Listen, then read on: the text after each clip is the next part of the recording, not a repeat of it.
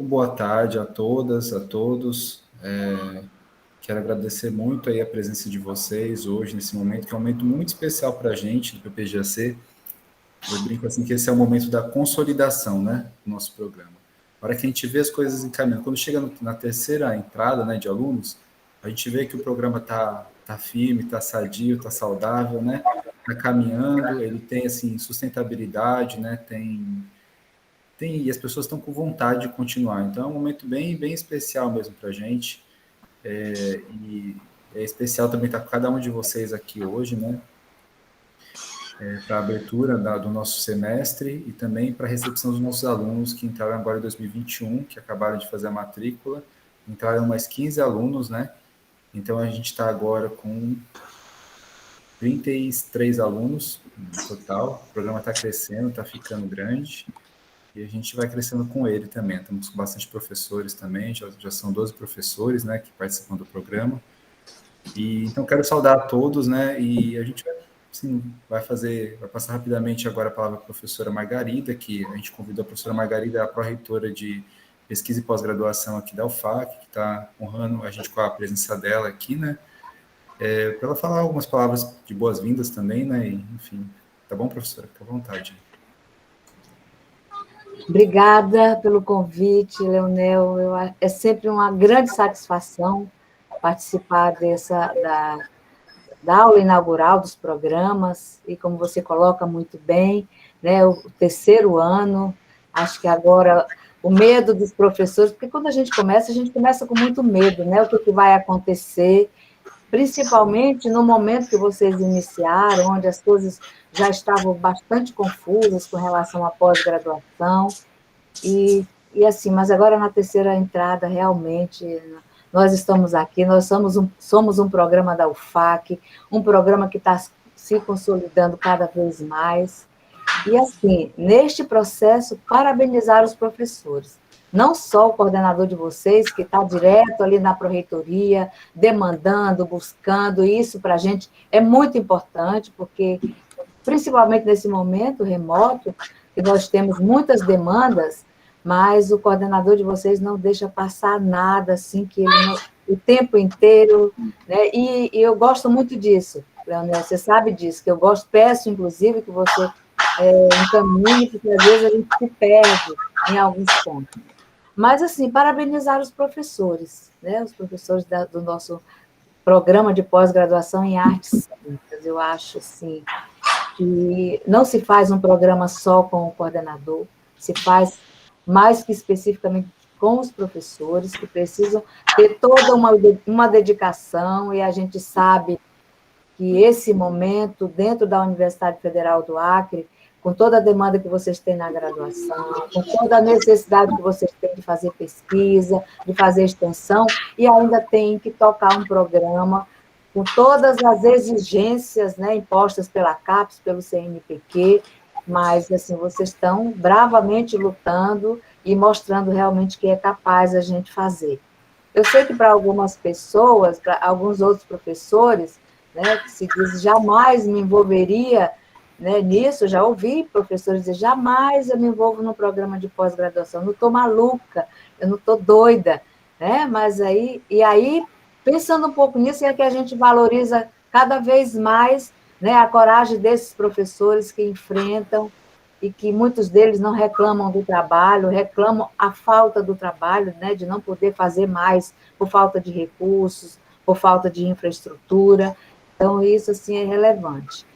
E esses professores é que estão recebendo vocês, alunos.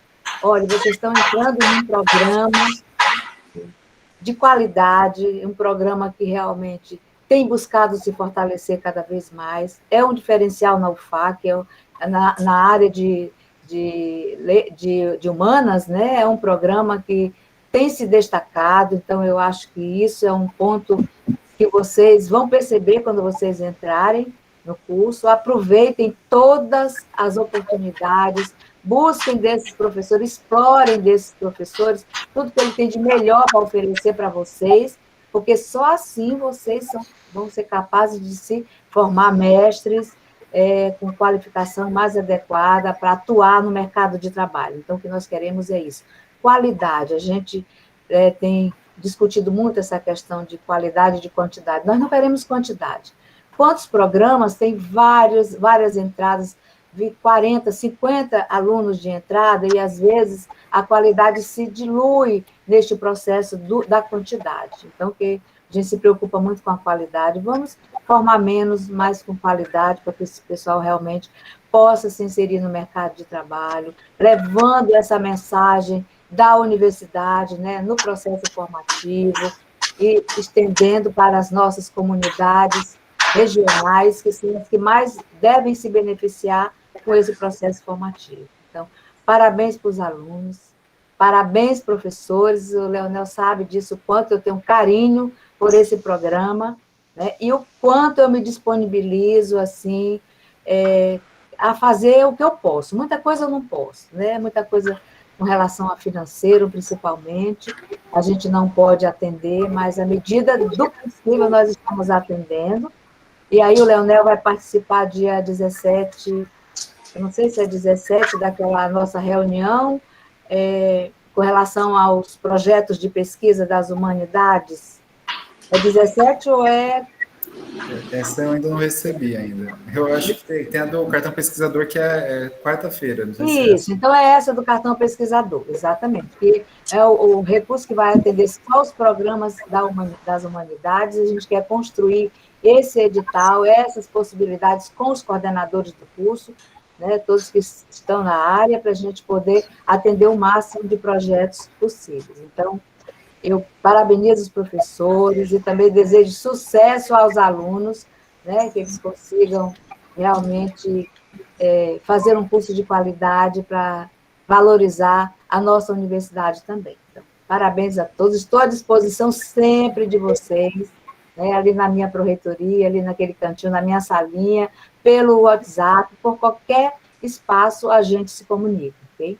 Parabéns e sucesso hoje nessa ação de vocês, nessa recepção dos calouros de 2021. Obrigada. Grato, viu, professora? Então, agradeço em seu nome todo o empenho que a Propeg teve e tem, né, e vem tendo ao longo desses anos para a gente conseguir mandar o projeto, implementar o programa, né, e sei que vocês também estão aí atentos, que sabe da nossa demanda de sala, né, que a gente estava falando com os alunos na reunião de apresentação, a gente fez uma reunião só com eles, né, que eles estão pedindo lugares para estudar, para poder, né, desenvolver pesquisa, e eu sei que a Propeg está atenta a isso, né? A gente já tinha conversado numa outra oportunidade, então falei para eles, né, que assim que inaugurar o nosso prédio novo, acredito que vamos ter um lugar mais legal, né? Assim, quando a gente voltar. É isso, então agradecer, viu, professora? E daí, para a gente prosseguir, então, a gente já vai passar, quero convidar, que já está aqui, né, na sala, o professor Joaquim Maná, Joaquim Kaxinawá, também, né, conhecido como Joaquim Maná, que vem aqui fazer uma palestra para a gente. Então, agradecer a professora, ele é doutor na área de letras, atua no programa de linguagens e identidades como professor convidado, pós-doc, né, se não me engano, não sei como que é o nome, professor, depois se eu me corrige, não lembro o nome do programa. Pós-doc, sim. Né? Uhum. Então, tem essa participação, essa contribuição, também contribui para o nosso programa, já foi de banca, já do nosso aluno da Avenida Sul.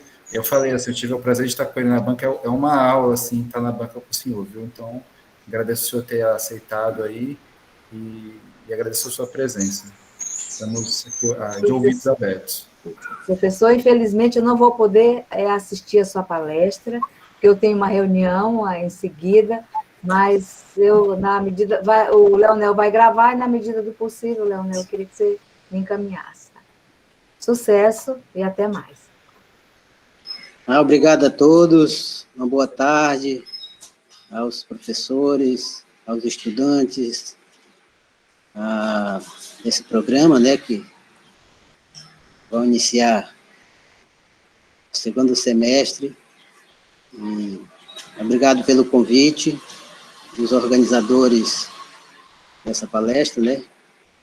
Vim aqui para fazer alguma contribuição com relação aos considerados povos indígenas do Brasil, do Acre em especial aos Unicuim que estão nesse programa, né? Eu conheço mais ele como Uraçu, que é em Rantiacuim, e outro jovem que esse ano se inscreveu, né?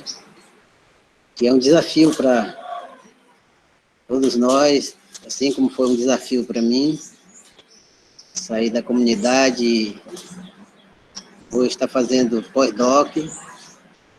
Isso é uma grande importância para todos os povos que estão interessados na busca dos conhecimentos, das formações acadêmicas, né?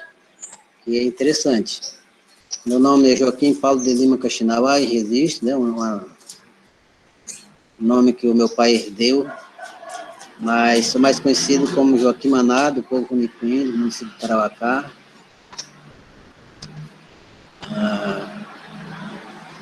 Fui formado na graduação em Ciências Sociais, área de História, pedagogo, pós-graduação, mestrado e doutorado, analisando a própria língua rantiacuim. A minha tese, que é Gramática dos Unicuim, né? E agora estou fazendo pós-doc, a PGL, que é Linguagem e Identidade. E é um prazer de estar aqui com vocês, fazer essa contribuição. Fiz alguns slides, não sei que tempo eu tenho, mas quando chegar o meu tempo, pode me avisar que a gente para e faz em outro momento. Então, aqui é a primeira imagem, né, da PowerPoint que eu organizei. Todos os saberes de comunicação oral é um patrimônio cultural de qualquer um povo, né? É com esse olhar, é com essa comunicação que vários povos se comunicam, se identificam, contam as suas histórias, contam o seu mundo de vida social do seu povo.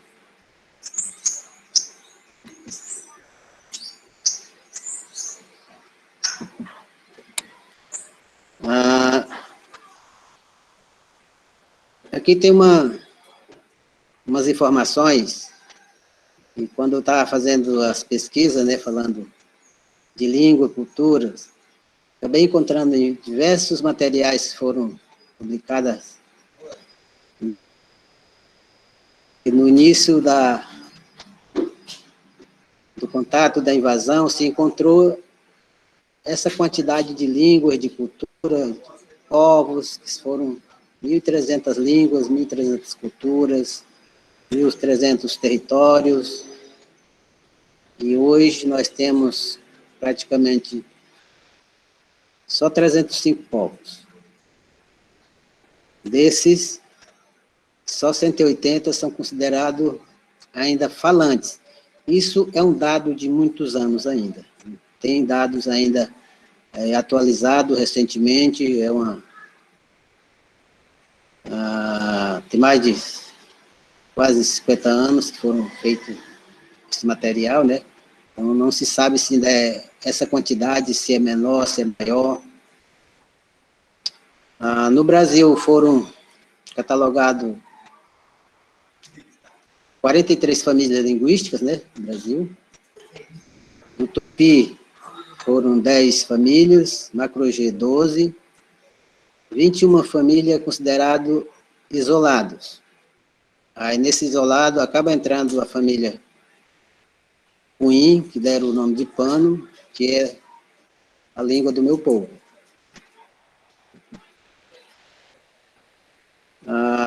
Em todos os levantamentos que foram fazendo, né, encontrei essas nomenclaturas no Brasil indígena, e durante a nossa formação a gente foi questionando, que os nossos parentes sempre falavam outros nomes, né, e a gente tinha encontrado só 48 nomes. E aí a nossa pergunta era, mas cadê outros povos onde ficaram? E aí um dia eu convidei um professor, né, que até faleceu, que é do povo Yawanawá, e aí acabamos encontrando esses nomes, 70 nomes, né, que seria 70 povos, mas muitos nomes aqui são repetidos 2 vezes, 3 vezes, e que nós chegamos a entender que é muito mais do que os nomes que nós colocamos aqui. Isso foram só 2 povos pensando, né? Se a gente tivesse feito essas perguntas com todos os povos, nós teríamos chegado a 150 nomes, ou 180, que vivia aqui no Acre, na Amazônia, e seria mais ou menos esses nomes que nós encontramos. Aqui é aquela imagem que sempre aparece nos materiais, né? É o Brasil de hoje, que aqui nada mudou, então continua. Isso significa que os massacres, o preconceito, a discriminação, nunca parou. E nessa data, nós estamos sofrendo com essa situação, né? Lá na frente a gente vai ver isso. Esses dias teve uma equipe de vários povos em Brasília fazendo manifestações por conta de duas situações. São vários PECs sendo em andamento a ser aprovado no Congresso, né? E o PL 490 foi o que chamou a atenção, e agora o marco temporal, falando que a nossa história anterior não vai existir só de 88 para cá. Sei lá, cabeça oca, né, que propôs essa ideia, enquanto 500 anos nós fomos resistentes, continuamos sendo resistentes, e que isso tem que ficar claro para quem escreveu essa proposta de que os considerados indígenas só pode ter garantia na terra se ele foi encontrado em 5 de outubro de 88. E o resto do nosso passado? Todos os povos aqui do Acre sabem por onde o seu povo andou, onde o seu povo viveu. Não foi só de 88 para cá. Então, nós temos essas referências para ir argumentando, né? Que é interessante que, quanto os Runicuim e outros não Runicuim possam saber quando se pensa no território desses povos. Não é só aquele pedaço que ele está vivendo, mas todas as cabeceiras do rio, tem várias histórias que, se for analisar isso, dá uma boa tese.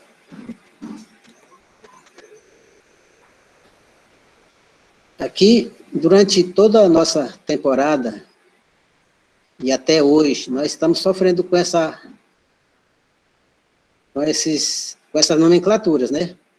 Tempo da correria, foi um nome que nós falamos muito aqui, e que traduzindo isso é um genocídio, foi um genocídio, continua sendo um genocídio, e que foi o tempo que nós fomos contactados e após foram trabalhando para eles, né, e nós temos essa situação. E aqui está a referência que eu coloquei, né, de 70 povos a 80. Depois de 300 anos, só resta 15 povos. Quando eu coloquei 15 povos, eu não quis colocar aquele considerado indígena que estão sendo contactados agora, que é na cabeceira do Rio Envira. Então, estava contando só com que já foram contactados, que são 15 povos, que já vem sofrendo com isso. E hoje nós temos 16, contando com esses que foram contactados, de recentes contatos.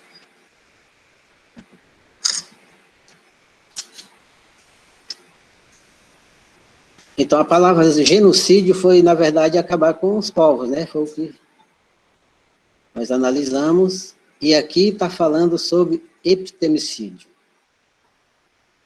Quando, ao longo do tempo que um povo foi contactado, eles foram deixando de fazer as suas práticas culturais, as suas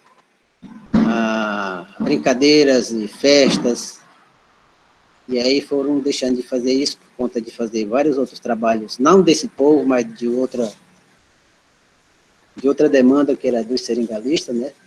E aí quem sofreu com isso foi a prática cultural tradicional desses povos, que é a palavra epistemicídio.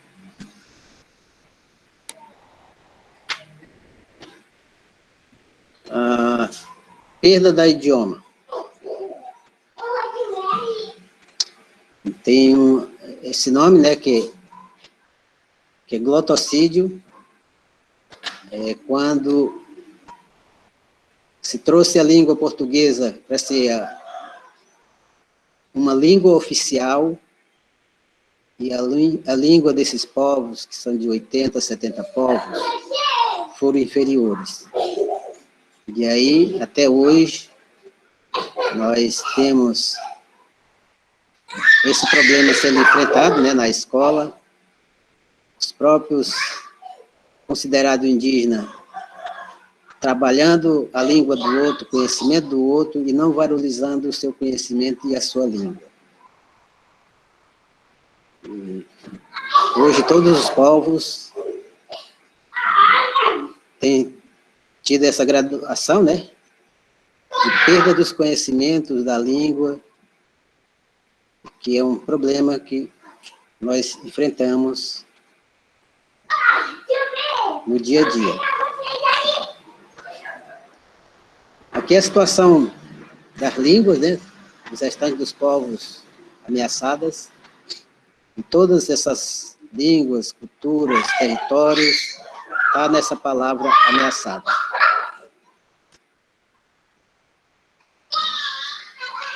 Ei, Boçan. E aqui está a família, né? Família Cunhim, que nas primeiras pesquisas deram o nome de Pano, e hoje eu tenho analisado isso, que, como foi o nome homenageado a um líder, agora os novos pesquisadores têm que atualizarem essa nomenclatura, né? Não mais Pano, mas Cunhim. Todos os povos que ainda se lembram da sua identificação tem um sufixo Cunhim, igual Runicuim, Nucucuim, Unicuim, Inucuim, Unicunim, Ronicom, e assim sucessivamente. São todos esses povos que têm uma identificação específica, né? Mas, como foi colocado isso como pesquisa, a maioria hoje tem se identificado como Pano. Na verdade, o Pano era o nome de um líder, e em homenagem a esse líder que ele deu a palavra Pano, e não os nomes específicos desses povos. E os Unicuim, praticamente, nós temos essa quantidade, né? São considerados todos falantes, mas está entre aspas. Quando eu coloco entre aspas, estou chamando a atenção de que não todos são falantes. Nem todas as terras são fluentemente falantes. Só os mais velhos são falantes, e a nova geração já não consegue se comunicar com Rantiacuim. Então é isso que eu estou chamando a atenção. O Dicuim, que é Jaminawa, né? São todos falantes. No Cacuim, que é Catuquina, todos falantes. O Nicuim, que é Iauanauá, só os mais velhos são falantes. Xananauá, só os mais velhos são falantes. Continuando com a família Cunhim. Seinawa, que recebeu Jaminawa Arara, né? Ponto do contato, todas essas nomenclaturas não foram identificadas por eles, mas alguém que foi até lá e deu qualquer nome para ele, e hoje são identificados por esse nome. Mas eles se autodenominam como Seinawa. Aí só os mais velhos falantes. Um Dicuim, que são Poianawa, alguns dos velhos falantes. Chama da Arara, também são alguns falantes. E aí tem o Inucuim, que eles foram registrados, que até hoje a maioria fala com essa identificação, né? No Quini. Não há mais falantes. Mas eles são lembrantes, não falam no dia a dia, mas eles se lembram de muitas palavras, de muitos nomes, de animais, de planta, de alimentação, corpo, parte dos corpos, né? Então, eles são lembrantes, não são falantes, mas são lembrantes. Aí tem esses 4 povos que estão nessa condição, que é uma situação para a gente ir vendo, analisando e pensando como evitar isso.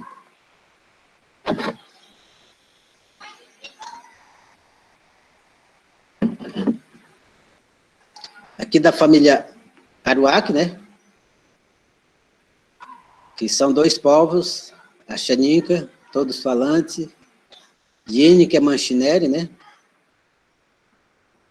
Todos falantes, Arauá, Maderá, todos falantes,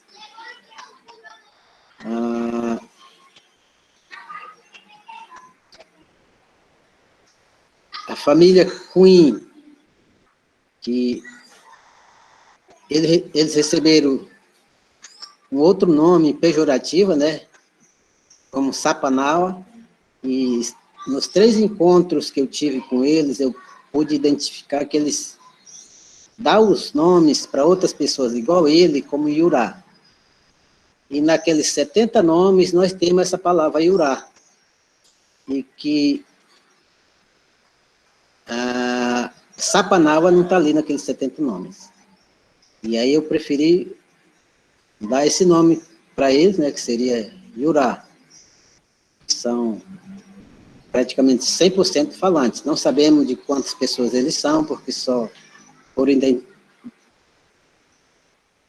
contactado poucas pessoas e o restante ainda estão nos seus habitats, que é na floresta.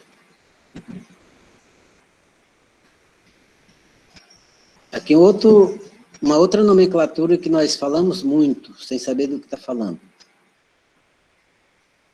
E aqui está tudo interrogado, né? O que seria diversidade? Educação escolar indígena, interculturalidade, bilinguismo, especificidade, educação de cada povo. Então, são nomenclaturas que a gente vê em vários documentos que nós precisamos entender o que é isso.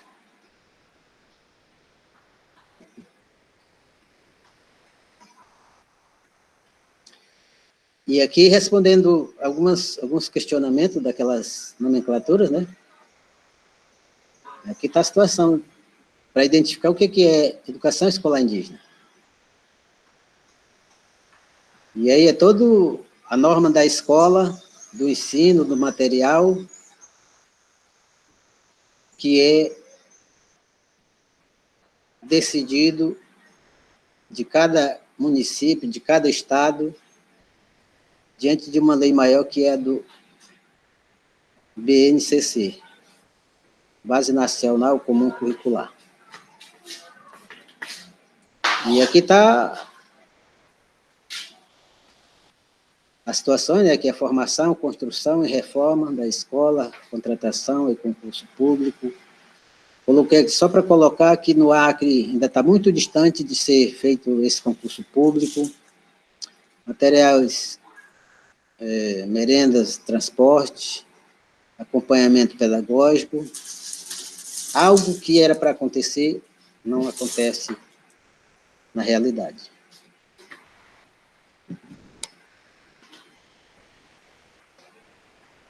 Educação de cada povo.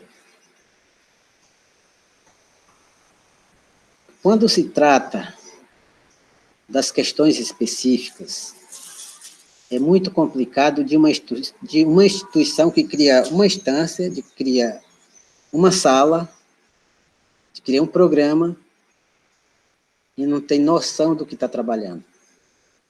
E aí, por exemplo, falando da educação, tem um departamento de educação indígena, né, que é no estado do Acre.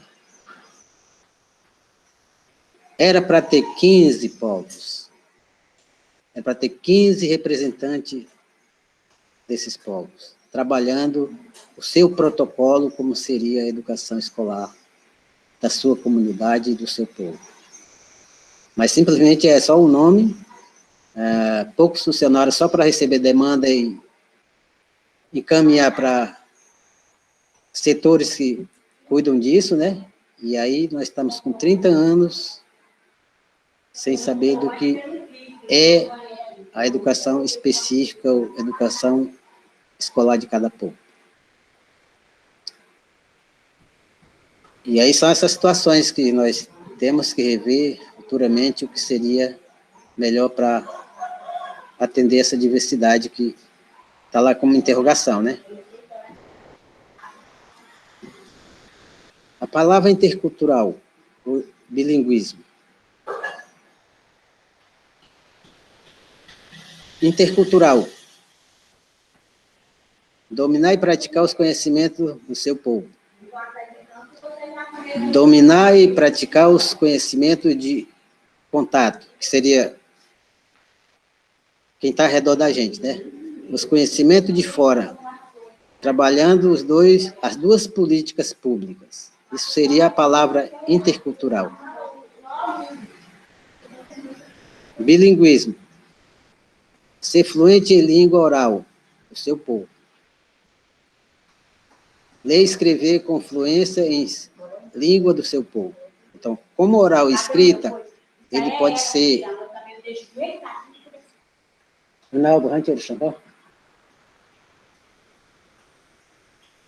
Ser fluente em língua oral, a língua de contato. Ler e escrever com fluência, a língua do contato. Então, isso são as características que deve ser e que está pautado em vários documentos, mas ainda sinto muita falta, muita distância para que realmente isso venha a acontecer. Aqui são as terras aqui do Acre, né? Nas PECs que estão sendo aprovadas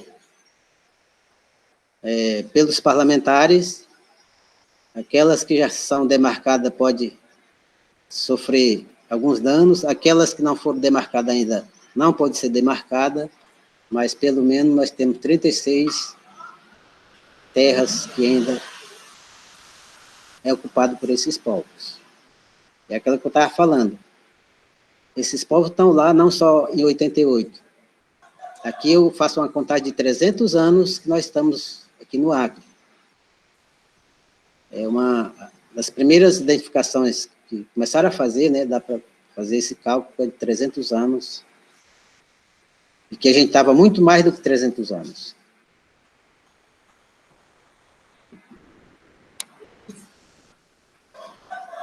Aqui nós começamos a fazer uma outra metáfora, idêntico daquela primeira tela, né, daquela primeira slides. Nas nossas discussões, a gente percebeu que vários povos foram perdendo seu conhecimento, a sua cultura, a sua língua, e o que veio na cabeça foi uma cobra engolindo a outra, porque é uma vida real. Quem vive na floresta sempre encontra essas personagens, uma cobra engolindo a outra. E aí, a melhor forma de explicar a perda dos conhecimentos da língua foi fazer esse desenho, uma cobra engolindo a outra. Então, isso significaria que a língua portuguesa, o conhecimento da língua portuguesa, estava engolindo o conhecimento unicuim. E aí os professores que estavam presentes no curso, eles fizeram essa imagem, foi bem questionado, né, analisando essa imagem, e aí está essa imagem aqui.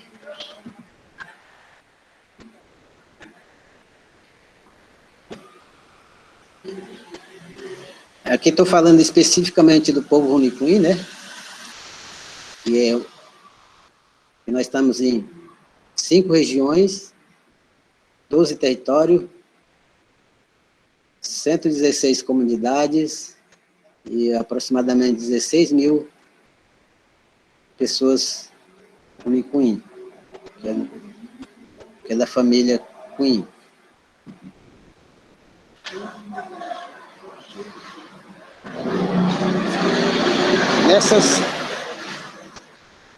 Durante praticamente 10 anos, 15 anos, nós tomamos uma decisão de que nós queríamos criar um programa específico. E aí foram tratadas essas ideias, né? Educação escolar Runicuim. Criar um programa de educação escolar Runicuim para formar o Yusinã, que são os professores, nas áreas de conhecimento próprio do povo Runicuim, para que eles sejam os técnicos e gestores de saberes Runicuim.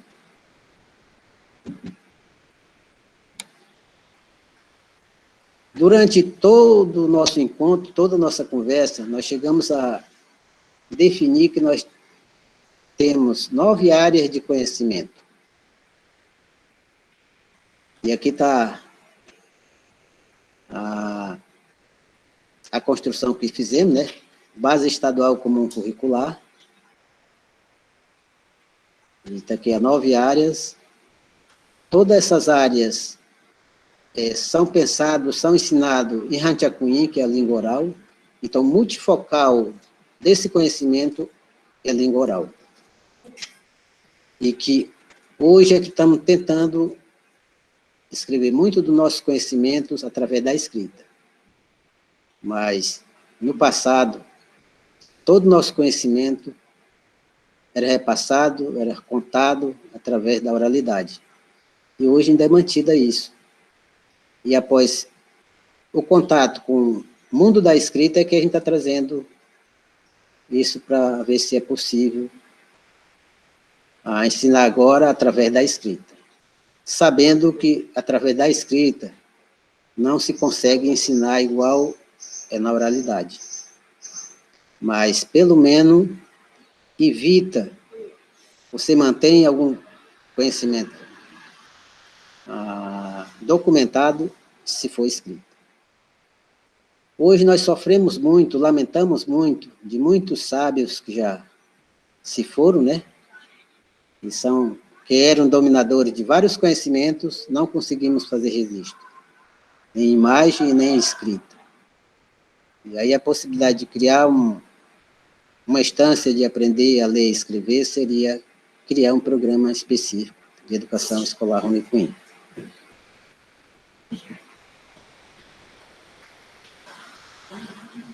Aqui são as competências, né, e conteúdos, 9 áreas,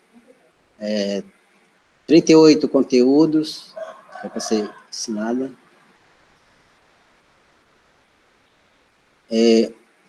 Quem for ensinar isso para a nova geração tem que ter domínio desses conhecimentos na prática, na oral,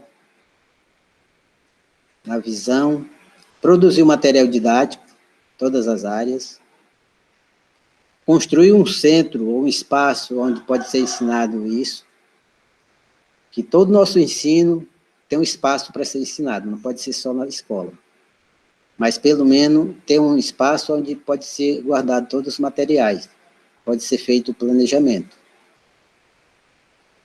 E por que nós colocamos isso? Hoje nós temos várias escolas, todas as comunidades, mas entendemos que a escola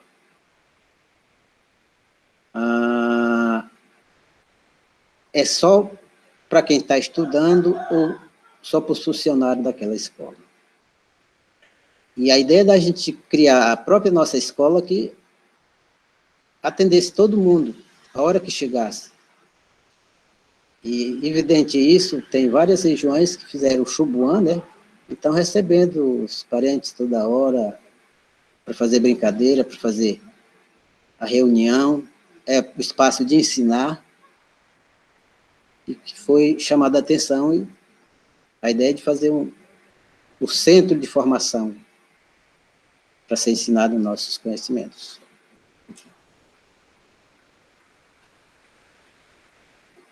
A duração da formação. Estamos em 5 anos. Uma carga horária, né, presencial de 1.540 horas. Cada região. Seria praticamente 60 dias, né, 2 meses, para a gente fazer essas práticas da escrita, de pesquisa. E quem poderia ensinar isso? Quem vai ensinar isso? São os sábios. Os sábios, mesmo não sabendo ler e escrever, mas que conhece, que faz em prática, que domina. Então, serão essas pessoas como nossos professores acadêmicos oral, ou na prática. Pesquisas de campo. 2.250 horas. Que no total seria 3.790 horas, né, durante 5 anos. E que nesse intervalo, alguns outros conhecimentos que não consegui fazer durante os encontros presenciais, eles irão fazer nas suas comunidades com mais tempo, porque tem algumas práticas e alguns conhecimentos que demora a se preparar, fazer isso acontecer, e quando está acontecendo, passa dias e semanas acontecendo isso. Então, seria um momento de pesquisa do próprio professor que está se formando nessa área.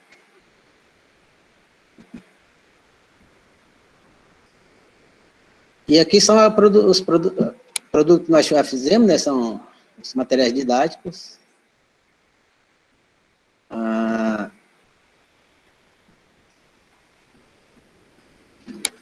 Essa que está à minha direita foi o primeiro trabalho que nós conseguimos organizar, que foi editado pela Comissão Proíndio, que é o Xunipabu Miui, e que esse material foi traduzido, né? Algum de vocês já deve ter conhecido isso.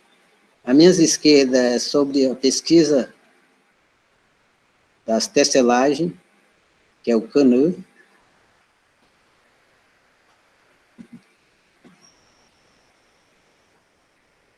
Aqui foi um do material que nós conseguimos organizar quando nós pensamos em criar um programa específico Unicunha, que seria a Educação Escolar Unicunha. E quando eu estava fazendo mestrado, eu estava fazendo as correções, né, das grafias que foram criadas pelos missionários, eu estava revisando. E quando eu mostrei para ele de toda a revisão, os professores falaram, então não basta só revisar, nós precisamos fazer o material para que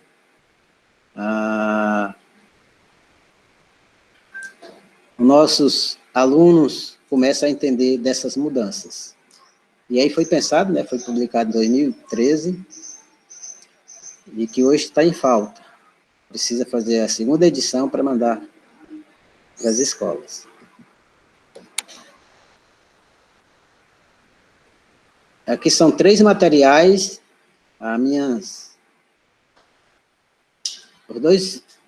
as 2 cartilhas que estão à minha esquerda, essa com canã, né, com a letra vermelha, seria do 2º ano, aquela que está, essa daqui seria do 1º ano, e essa da minha esquerda, 2º ano, e essa com a cobra se beijando seria do 3º ano. E o que está à minha direita, que é uma cobra engolindo uma pessoa, é a literatura Runicuim, que é as histórias do nosso povo. Aqui também é outra literatura.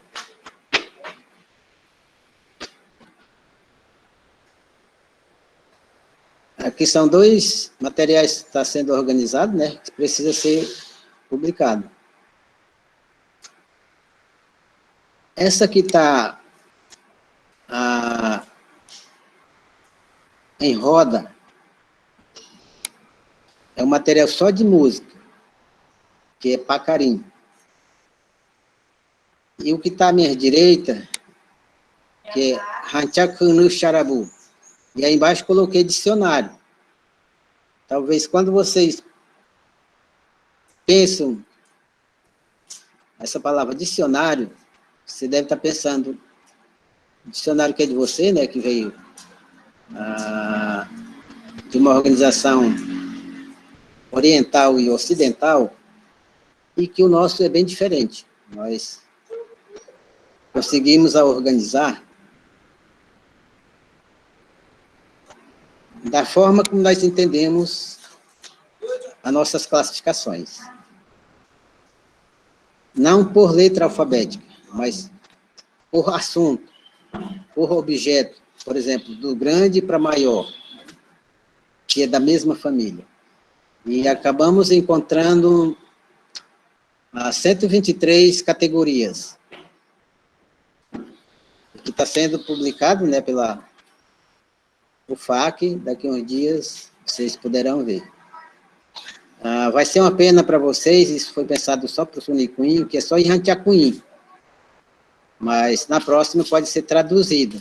Isso foi só uma primeira publicação para a gente pensar primeiro no fortalecimento da língua oral, da língua escrita. Em base para todo mundo, eu pensei isso como situações reais que acontecem comigo, né? Quando eu estava fazendo as pesquisas, traduzido em outras línguas, eu preferia ler na língua que eu domino, que seria a língua portuguesa. Se era inglês e era traduzido em português, eu preferia ler em português. E aí foi o que eu decidi. Se eu traduzir, os Unicuim que não souberem Rantiacuim, eles vão começar a ler só em português e não vão aprender o Rantiacuim. Então, se eu fizer só em Rantiacuim, é o momento deles começarem a ler. Se não entender, é quando eles vão procurar os sábios para fazer pesquisa. E aí é a forma deles ir aprendendo. De toda a nossa construção, falando dos problemas que sofremos, um outro desenho que foi feito pelos professores foi essa imagem. As duas cobras se comunicando, ou as duas cobras se beijando. Que no início e no atual, nós temos a cobra engolindo a outra. Nessa nova estrutura que a gente está montando, seria essa imagem. E não mais sendo engolido pela outra, mas se comunicando. Isso significa que, naquela nomenclatura, interculturalidade e bilinguismo pode funcionar. Nenhuma dessas cobras deve ser melhor do que a outra. Isso são nossas reflexões, né, nossa proposta de que um dia possa acontecer isso. Mas isso não depende de mim. Depende de todos os professores, de 300 professores que estão nas comunidades, trabalharem essa versão. Aí é o momento de fazer essa imagem acontecer. E aqui é a última slide, né? Coloquei essas reflexões que, falando da educação escolar indígena, foram feitas muitas coisas, mas específico de cada povo ainda está para iniciar. Aí foi essa experiência que nós tivemos, daí começamos a pensar, se não há isso, se a gente não faz isso, nós também somos culpados. Então vamos começar a pensar essas possibilidades de criar uma coisa inovadora que podemos assegurar e ensinar ao conhecimento do nosso povo. E aí são essas informações que eu coloquei. E finalizo mostrando essas reflexões, né, para os Unicuim e para os Nauá que estão se formando nessa área, que é arte cênica, que talvez não era isso que você esperava, mas eu coloquei essas imagens, essas reflexões, porque é uma situação que a gente precisa mostrar o que nós estamos construindo, o que é o nosso desejo, e que todos os unicunhos que entrarem para fazer graduação em qualquer área, tem que ter essa reflexão. E aí ele vai buscar as possibilidades, as condições, né, de trabalhar esse questionamento para que do povo unicunhim, da sua comunidade, tenha esse subsídio para manter o conhecimento tradicional. E aí era isso que eu queria passar para vocês. Obrigado a todos. Se tiver alguma pergunta, pode perguntar. Mas obrigado. Legal, estou aqui batendo palmas aqui, em nome de todos, viu? Muito grato, viu, Maná, pela sua exposição. Eu tenho uma pergunta aqui também, mas eu vou privilegiar, se alguém que tiver essa pergunta, só pedir se você puder parar de compartilhar aí, né? E a gente vê mais as caras das pessoas, né? Então a gente tem aqui, tá, o Uraçu estava participando, não sei se ele está agora, eu vi que ele está caindo, né? Que tem essa dificuldade com a conexão. Aí estava participando também, não sei se você sabe, Maná, mas a gente tem uma nova aluna também, que é a Edileuda Xanenawa, que também é representante do povo Xanenawa, que está com a gente, né? E vejo que é importante ter esse espaço para a gente poder ouvir e conhecer o que vocês estão falando, o que vocês estão produzindo de conhecimento, né? E como vocês estão se organizando, ainda mais nesse momento aí, que é um momento muito importante, que a gente tem pautas do governo federal que querem tirar os direitos dos indígenas, dos estudantes, né? Como a professora teve falado, a professora Margarida, a gente não sabe se vai ter bolsa, não sabe se vai ter pós-graduação. Então é um momento que a gente precisa mesmo se unir e resistir, né? A gente tinha que acabou de sair a Joyce, o Apixana, que eu acho que é aluna da Ananda, né? Então eu acho legal a gente estar aí unidos. Foi muito bom te ouvir. Foi o que eu estava querendo ouvir, assim, o que eu estava precisando ouvir, mesmo sem eu saber que era isso. Então tá aberto, se alguém quiser fazer a pergunta, é só levantar a mão, tá? Daí a gente vai organizando.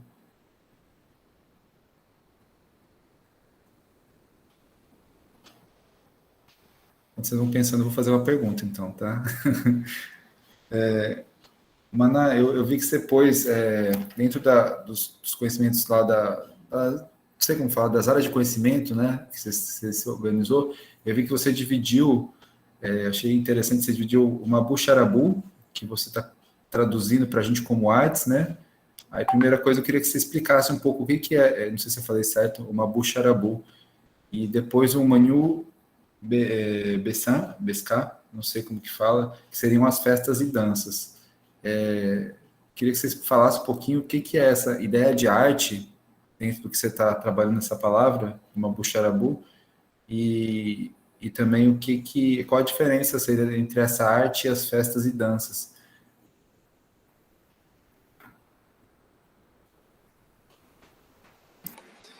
Então, aquilo foi só uma informação que a gente queria transmitir, que não tem nada a ver com a arte que tem língua portuguesa. O que a gente está falando de arte ali são os materiais são produzidos, quanto as tecelagens, o cocar, as cerâmicas, todo o material de trabalho que é feito para caça e pesca, nós temos isso como uma buxarabu. Aí, para traduzir isso, nós falamos isso é arte. Talvez para vocês, na língua portuguesa, quando se trata arte, deve ter outros componentes, deve ter outro significado. Por exemplo, a palavra artista. Nós também temos artista, mas não está nesse quadro do Mabuxarabu. Está na palavra munum. Nessa palavra munum é que está os nossos sábios de música, que são os artistas. Nós temos 5 situações de festas. E a pessoa que conduz, que canta, que organiza, ele tem esse nome de Tianá. É como se fosse um artista. Aí talvez no quadro que vocês organizam não entra aí. Mas aí são a nossa...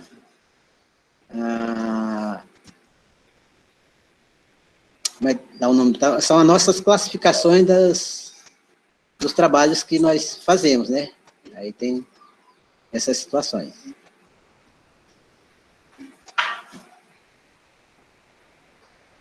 Grato, viu? Você... A Nanda tá aí querendo falar, né?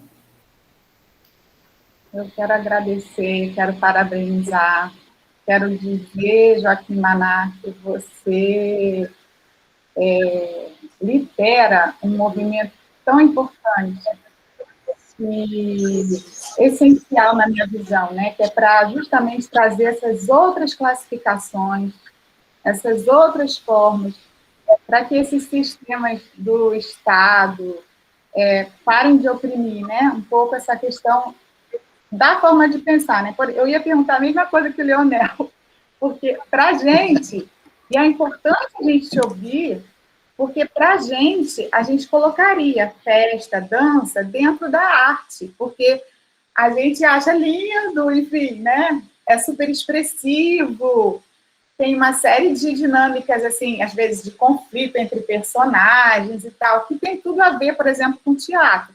Então, a gente, às vezes, olha, né, o nosso olhar, e, às vezes, o orientando indígena, a gente acaba também influenciando eles para usar as nossas categorias. Enquanto, na verdade, o ideal seria dialogar com essas categorias aqui, né? Então, E aí também uma pergunta, porque eu vejo que vocês têm artistas que estão transitando em outros espaços. Por exemplo, eu vi um parente seu participando de uma exposição de redes, né?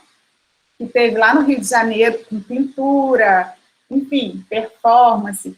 Aí eu queria perguntar também como que isso, tipo, essas novidades que vem do diálogo, né? Você bem falou aí, né? O professor aí tem que ter essa noção intercultural do que é próprio e de tudo que está em contato, né? Mas essa parte, como ela seria trabalhada na escola? Dentro dessas categorias aqui, entraria em algum lugar específico essa questão, tipo, das novidades desses contatos todos?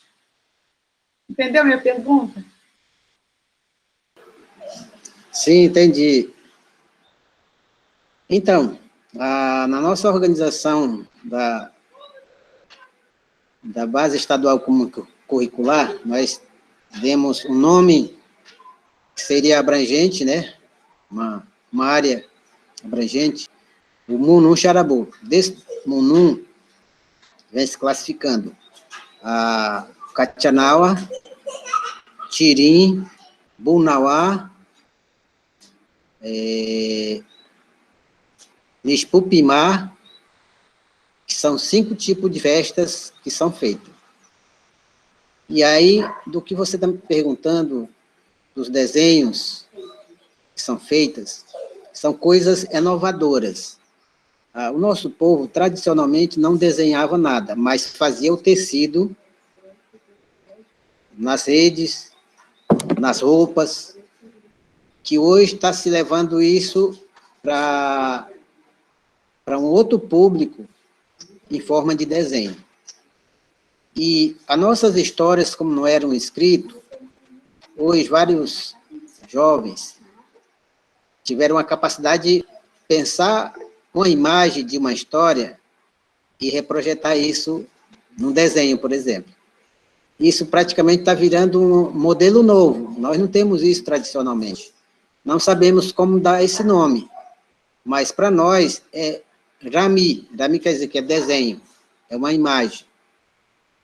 E aí, hoje nós temos vários artistas, né, com essa capacidade de mostrar uma personagem da nossa história através de um desenho. E aí, isso futuramente pode ser uma área de formação para quem se interessar em aprender a fazer. essas imagens. Mas é interessante essa sua pergunta, porque a gente andou conversando a respeito disso, né? Que nas nossas aulas práticas tem que ser feito o que realmente é feito com tecido, com palha, com cerâmica e com todos os artefatos que são demonstrados aqui. E aí uma nova, outra área que pode surgir é essa ideia de fazer uma imaginação de uma história e reprojetar isso em imagem, um desenho, por exemplo. Então, são outras áreas que podem surgir na nossa formação, e falando com isso, não pode ser mais 9, pode ser 10 áreas de conhecimento. Porque para nosso trabalho de um material, de um livro, nós vamos precisar dessas imagens. E aí, geralmente, surge essa categoria, né, para tratar dessas imagens, como é feito, para a gente ir mostrando como seria essa personagem. Mas acho que é isso. Legal. Grato, viu, Manoel? O Fernando está querendo perguntar, né? Tá com uma levantada.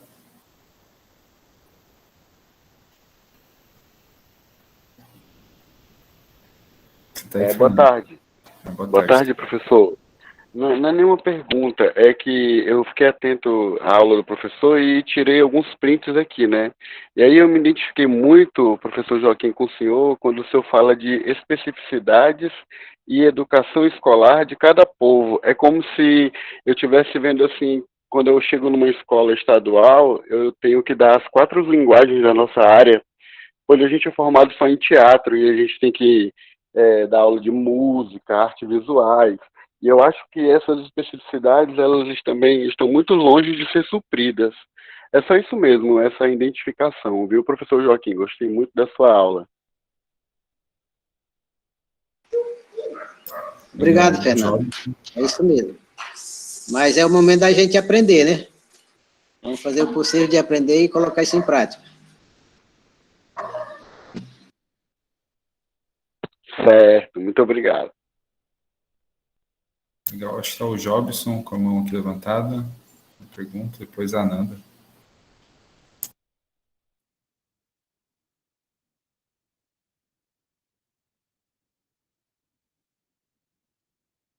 A gente não está te ouvindo, Jobson. Não sei se você está falando, mas não estou dando te ouvir.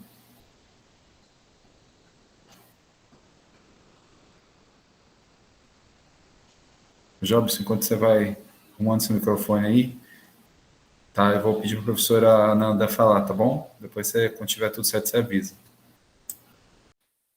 Não, então, é porque a fala dele foi muito estimulante para mim. Então, eu estou cheia de perguntas. Se tiver outras pessoas para perguntar, já viu o Micael, vai entrando na minha frente. Outra coisa que eu estava olhando aqui, Joaquim, é que vocês classificam, né, toda uma área para as histórias. Aí eu queria saber se dentro dessa grande área das histórias, vocês têm subclassificações. Que nem a gente tem, por exemplo, a gente tem a história, a literatura, né? Se vocês têm, de acordo com a lógica da língua e da cultura de vocês. Então, na nossa distribuição da história, nós pensamos em 3 linhas que seria essa história.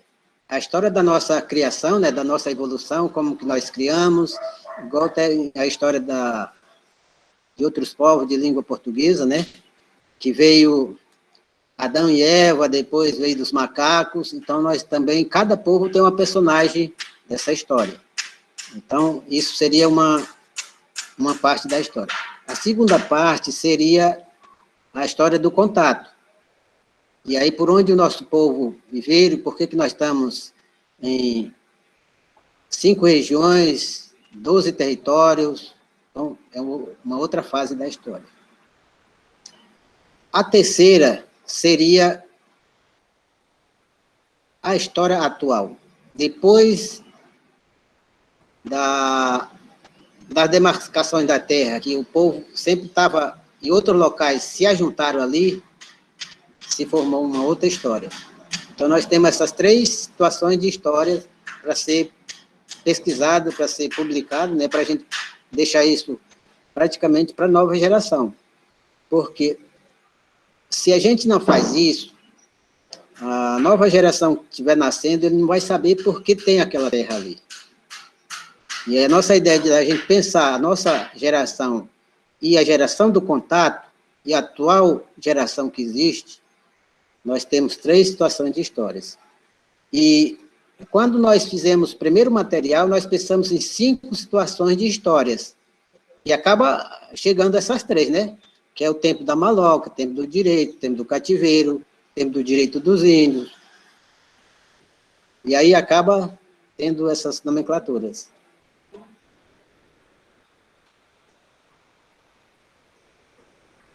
Estão me ouvindo agora?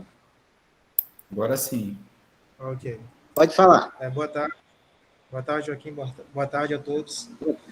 Joaquim, recentemente eu estava fazendo a leitura do livro História do Acre, do Carlos Alberto. Daí ele aponta 2 troncos linguísticos, o pano e o aruaque. E na tua apresentação eu vi que há uma substituição do pano para o cuim, né? Queria que tu pudesse explicar mais sobre essa mudança. E a outra pergunta é: em qual momento a palavra escrita ela surge? São essas 2 perguntas. Qual momento a palavra escrita surge e essa nova nomenclatura para o tronco linguístico pano?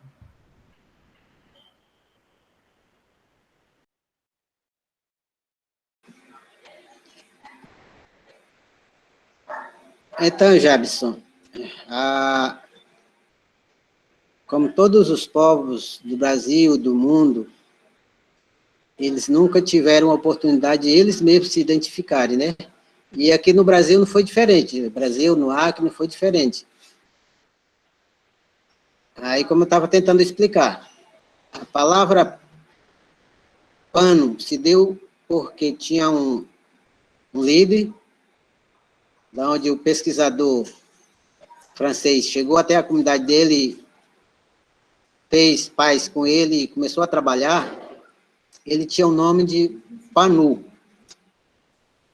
E aí ele deu esse nome a todos os povos, a homenagem a esse líder. Que, na verdade, o nome dele era Panu. E aí, aos poucos, foram colocando pano. E na minha pesquisa, eu encontrei vários povos ainda com sufixo cuim. Aí é o momento que eu estou trazendo isso, né?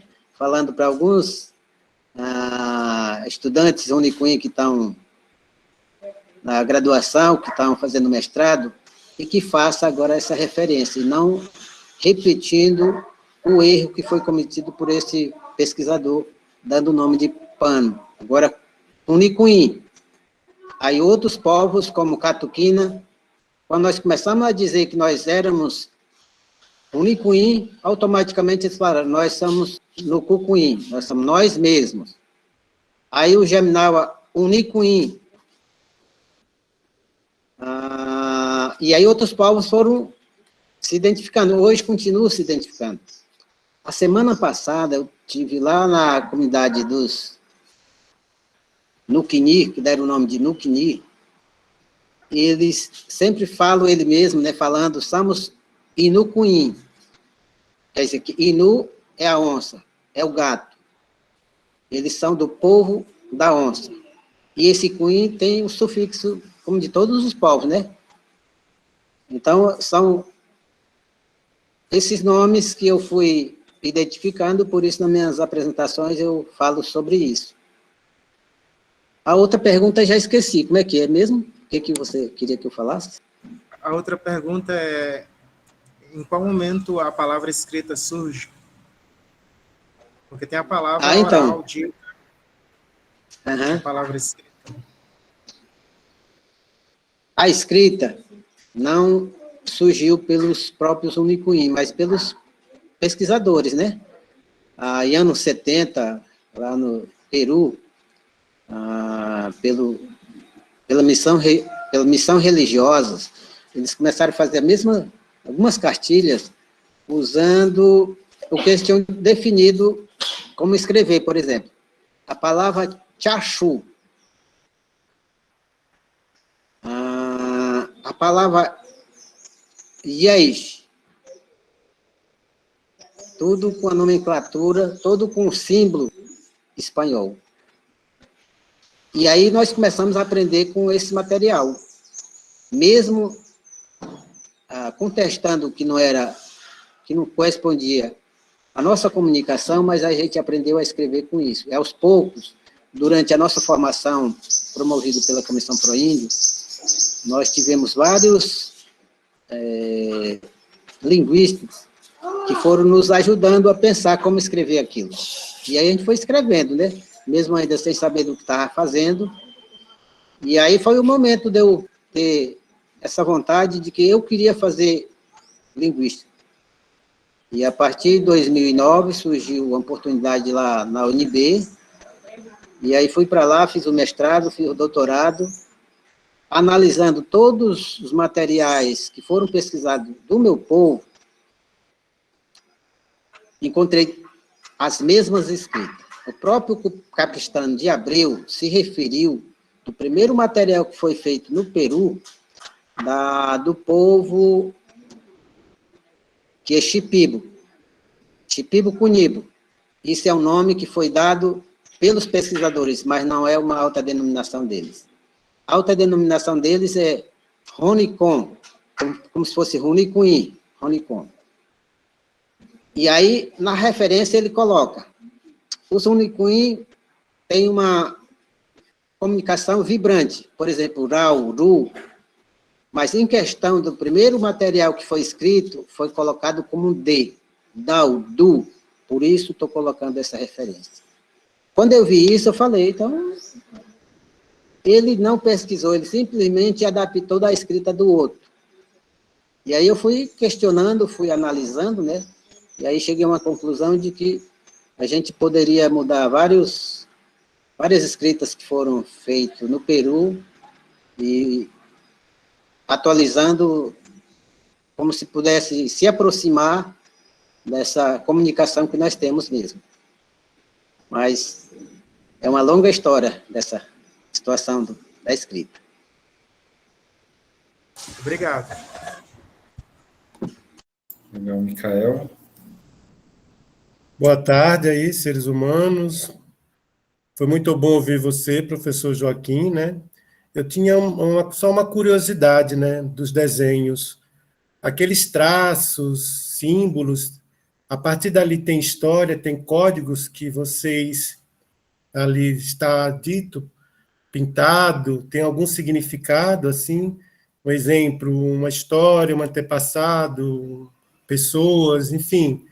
Ou não, é só os traços mesmo? Ou conta a história no sentido de a pessoa trabalhar a oralidade e não o esquecimento? Era só uma curiosidade para saber. Se isso ou não tem nada a ver, isso é apenas traços.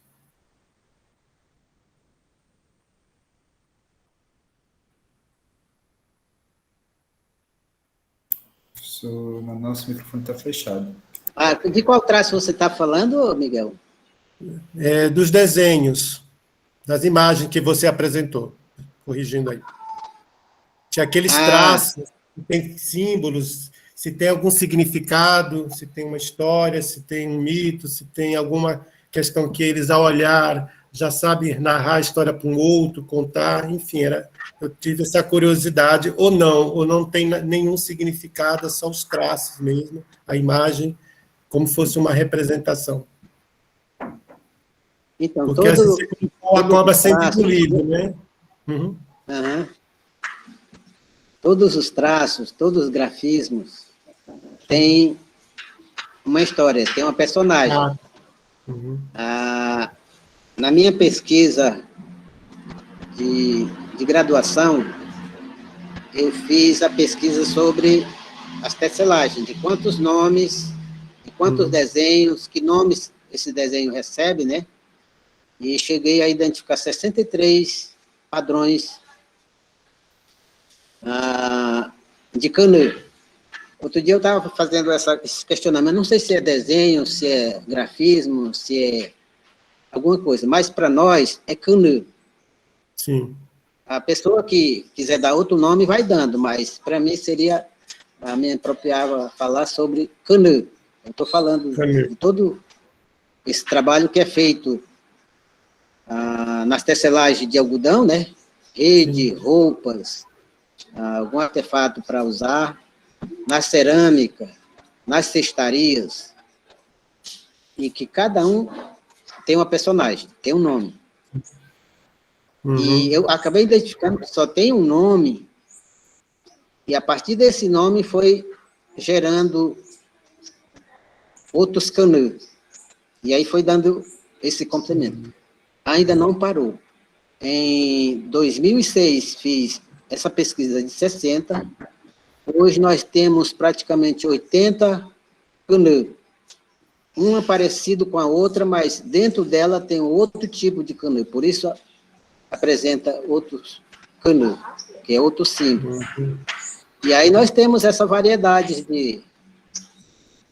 de nomes e canoe, que é um trabalho que nós estamos tentando manter. É uma das áreas que vai ser trabalhada com as mulheres, né? Geralmente é um trabalho das mulheres, desde da colheita do algodão até deixar um produto feito. Então, é uma pesquisa, é uma formação da categoria feminina. Isso não é o trabalho do homem, é o trabalho das mulheres. E aí nós colocamos isso como uma área de formação. Uhum. Obrigado pela informação. Obrigado, senhor. Tá a professora Nanda, se mais alguém quiser falar depois dela, a gente abre para mais uma fala, e daí a gente encerra, né? Depois, mais uma, duas falas. Então, eu acho que essas formas, elas são lindíssimas, né? E uma vez eu ouvi, eu não sei se é exatamente do seu povo, porque você apresentou, né, que tem toda uma diversidade que às vezes a gente considera que seria um povo só, né? Mas ele falou uma coisa que eu achei tão interessante e que até eu uso toda vez que eu vou falar de tradução cultural, que é assim, ele está com uma blusa, na blusa dele tem vários desenhos.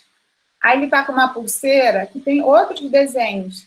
E ele está segurando uma cobra, que tem outros desenhos.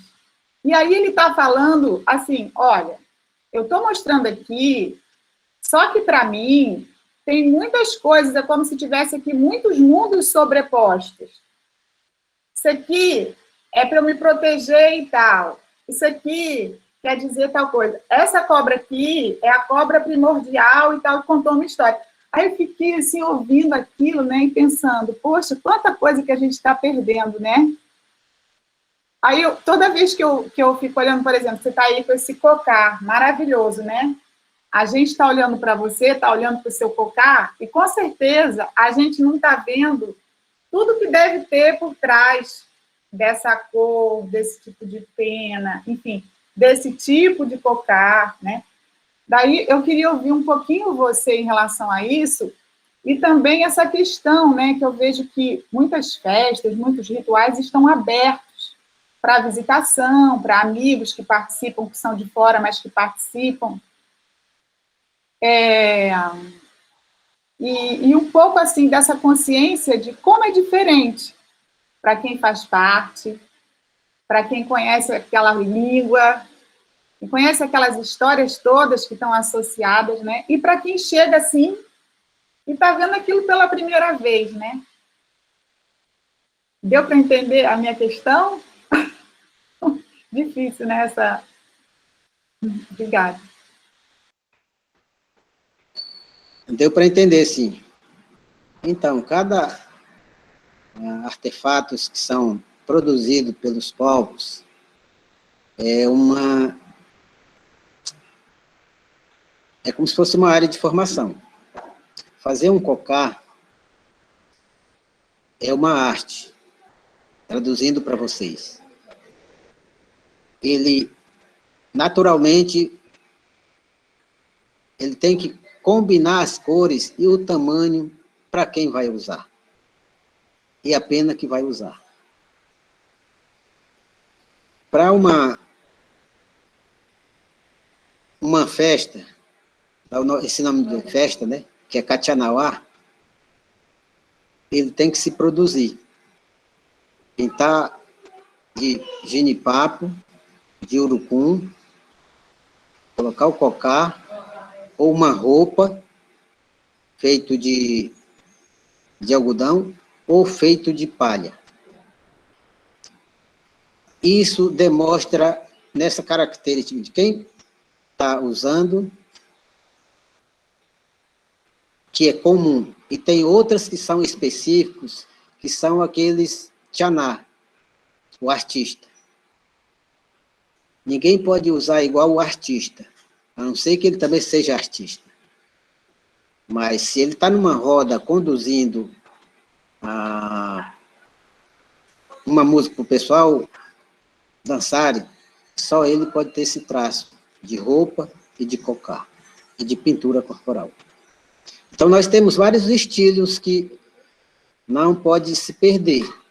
Aí, nessa outra pergunta que você faz, que vários Rune Queen estão fazendo como festivais, né? Que, na verdade, foi um nome que foi herdado de fora e não ele se apropriando. Se eu vou falar sobre essa apresentação, essa dança, é Catiá. Se é o outro modelo, é Nishpupimá, por exemplo. E assim como nós temos 5 nomes para essas danças, diferentes momentos, diferentes situações, aí eles estão chamando como festival. Isso nessa ideia de que eles podem convidar qualquer uma outra pessoa que estiver interessado, né, de fora ou mesmo ao redor da comunidade, da sua terra, que seria de outros povos. Para muitas comunidades, isso está servindo como um espaço de motivação desse aprendizado.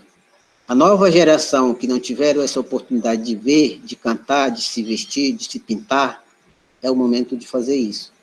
E aos poucos eu tenho falado para muitos representantes de que é interessante manter esse espaço, mas agora com critério. A alimentação, o espaço, a pintura e os vestuários, e a forma de usar o cocá. Então, acaba saindo um espaço de formação.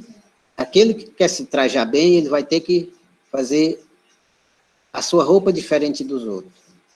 Vai ter que fazer o seu cocá diferente dos outros.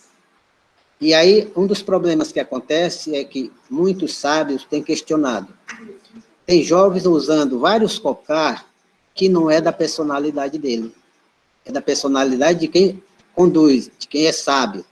E ele simplesmente ouviu, ou teve o material para fazer, faz e está usando. Aí é questionado pelos sábios que não pode ser feito daquele jeito. Mas aí eu tenho argumentado, mas é o momento de experiência que está vivendo. Se ele não está apropriado a usar, agora é o momento de dizer, olha, na sua qualidade, tem que usar esses vestuários, tem que usar essas pinturas. Essa daqui é para quem realmente domina alguma das práticas dessa dança, ou dessa festa que está acontecendo. Então, são situações que têm acontecido, mas é um espaço de aprendizado, que o pessoal está pesquisando, né, que estão levando a sério para que aconteça isso, e é o espaço que nós sempre tivemos. E aí nós temos um programa do governo, que é para fomento a isso, né, e que não tem uma programação de estar fazendo isso acontecer. Se tivesse uma programação, tivesse uma equipe, era o momento de fazer essas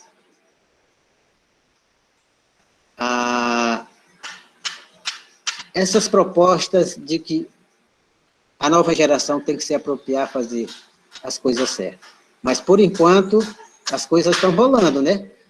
Eu tenho falado para muitos representantes, é bom fazer, não se importa com quem fala, com o que faz, mas no futuro eles saberão o que realmente eles estavam querendo fazer e fizeram, mostrando que ele é capaz de usar ou fazer aquela arte durante essas apresentações.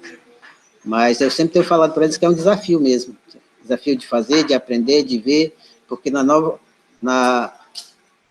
adolescência dele não viu isso, e quando se abre essa possibilidade de fazer essa palavra festivais, é o momento dele se aproximar e começar a ver as pessoas produzindo, né, se vestindo, se alimentando, se comunicando, que talvez na casa dele ele não teve essa oportunidade de ouvir, de fazer.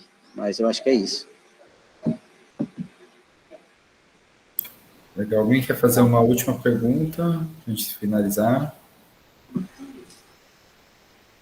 A gente vai também ficar aí, né, a professor Maná, uma pessoa bem presente, está bem aqui colaborando com o nosso programa. A gente espera que o senhor possa vir outras vezes, viu, professor, né, presencialmente, que é bom também a gente poder se encontrar, se ver, né, quando todo mundo estiver vacinado e quando a situação estiver melhor, possa vir dar uma aula para a gente também, possa, né, participar, mas eu sei que o senhor está com bastante trabalho, né, mas se for possível o ano que vem, a gente já combinar de o senhor dar uma aula no nosso programa.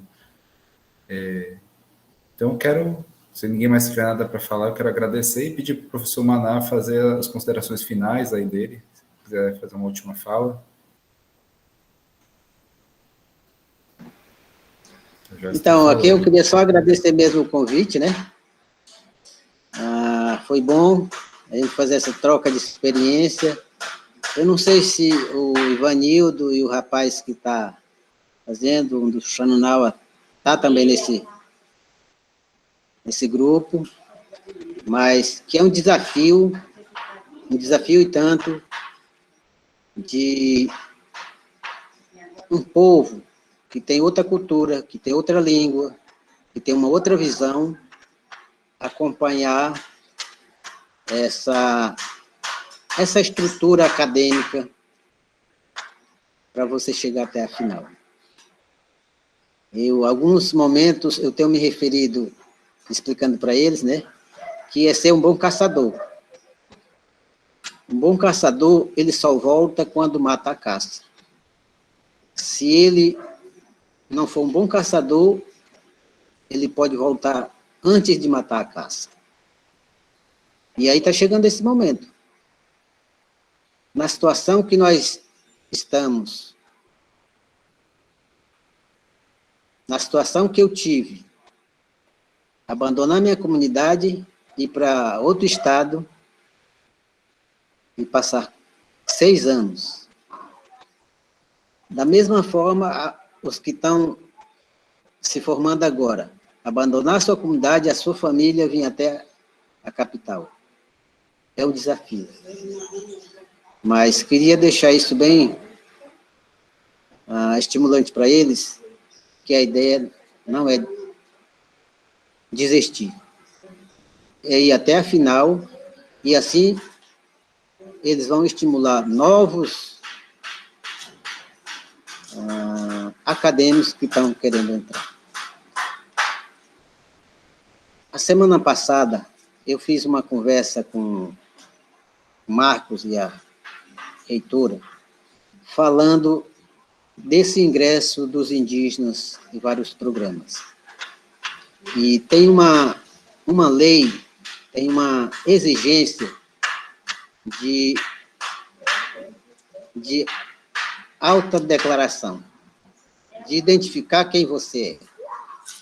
E aí eu falei para eles que a gente precisa simplificar. Aqueles primeiros momentos foi feito como experiência. Essa experiência é tão complicada, alguém que quer se ingressar vai ter que procurar a FUNAI hoje está em falência, vai ter que procurar a assinatura de uma liderança que está lá na comunidade, que até ele chegar lá já ter passado o dia de entrega do material, para alguns de vocês, pode estar pensando, mas hoje nós temos uma facilidade, a gente pode fazer a assinatura digital. É fácil para quem tem internet, para quem tem computador. Na comunidade, onde está a liderança desses estudantes, não tem esse acesso. E aí eu estava fazendo essa informação para ela, né? Vamos pensar em 3 ou em 2 possibilidades. A autodeclaração dele mesmo, a autoidentificação, quando puxar o formulário, ele tem que dizer, sou Runicuim, sou Axaninca, moro em tal comunidade, sou desse povo, e fazer um memorial. No memorial, ele também vai explicar isso. De onde ele veio, qual é o território dele, que povo é, há quanto tempo ele está na cidade, a escola que ele se formou, aí a equipe vai analisar se ele é Runicuim, se é Axaninca, se é Maderá, e assim sucessivamente, né? E nós, Runicuim, nós já temos uma referência legal, que é a Federação do Povo Runicuim. Nós vamos ficar com 3 critérios. A autoidentificação dele, memorando dele, memorial dele, e a declaração da federação. Como nós estamos aqui em de diversas regiões, nós sabemos, se alguém disser que eu sou do Jordão, tem uma pessoa do Jordão, que sabe, que conhece ele, conhece a família dele. Se alguém fala que é do Purus, tem pessoas também que é do Purus. Quem disser que é de Feijó, que é do Ivira, tem pessoas que é de Feijó. Se alguém disser que eu sou de Tarauacá, eu sou de Tarauacá, conheço a família, conheço o pessoal, então a gente tem uma referência legal para dizer que ele está apto a se inscrever, a entregar esse documento. E aí a gente pode emitir uma declaração afirmando que ele é Runicuim, que é daquela terra, que ele se formou naquela escola, ou na cidade, ou na comunidade, né? E que era essas informações que eu queria deixar, vocês que são coordenadores, talvez a gente pudesse fazer uma conversa mais qualificada para pensar nesses ingressos dos parentes. Nós temos praticamente 80 Runicuim aqui na capital, fazendo formações diversas. E eles estão com a dificuldade de entrar. Eles estão fazendo particular, mesmo passando fome, mesmo o pai tentando pagar a escola particular para ele, com Bolsa Família que ele tem, do aposentadoria que ele tem, enquanto tem um programa que é voltado como programa de cota. Eu falei, talvez o programa de cota foi bom no início, mas agora a gente tem que pensar uma outra possibilidade, pensar uma cota específica, e não pensar essa cota para quem fez o Enem. Talvez muita gente que está na comunidade, ele não pode fazer Enem porque tem um gasto. Até ele vir para a cidade para se inscrever, e depois vir fazer a prova, são 2 gastos. E aí é uma complicação. E aí são essas informações que eu queria deixar aqui para vocês. Obrigado a todos. Agradecer o convite que vocês fizeram. E qualquer coisa a gente pode ir se comunicando. Obrigado, Flávio. Todos vocês. Grato, viu, Joaquim? Eu acho importante essa reflexão. A gente já tem levado, né? A gente tem um sistema de seleção próprio para os indígenas, né? Que não seja esse do Enem. A universidade já está sabendo. Eu acho importante vocês também estarem cobrando isso sempre. Então, a gente vai encerrar agora, né, a aula do Joaquim Maná. Aí eu vou pedir para ficar só mais um minutinho, os professores do PPGAC e o pessoal da nova turma, só para a gente se conhecer bem rapidinho, quem puder. Tá? Os outros podem, então, dispensados. Eu vou encerrar aqui a gravação e agradeço a presença de todos. Grato, viu, Maná? Obrigado, tá?